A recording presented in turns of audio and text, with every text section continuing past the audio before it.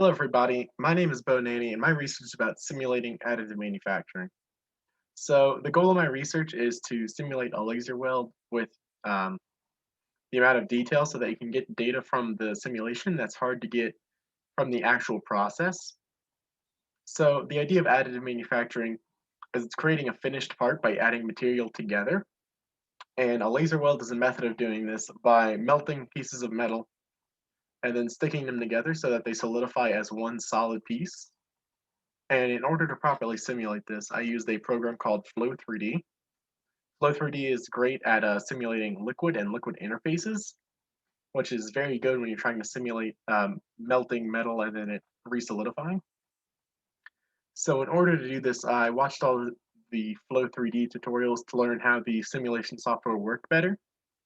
And then I went on their website and found a laser weld model that they already had. And I sort of used it as a guideline to create my own.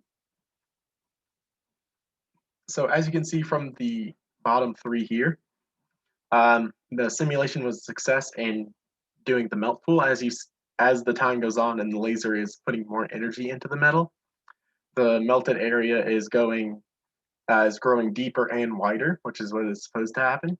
However, this is not a quite a finished product. There's still some things that need to be worked on.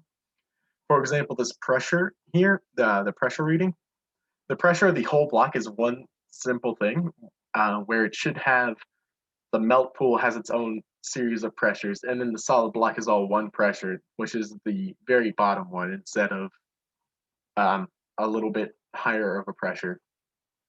And I'm not really sure exactly what's going on with that. That's still part of the research that's yet to come. I believe it is a boundary condition in the simulation or some physics model in the simulation that needs to be turned on still. However, other than that, this was a massive success, really, and it was an honor doing research for this project. So, yeah.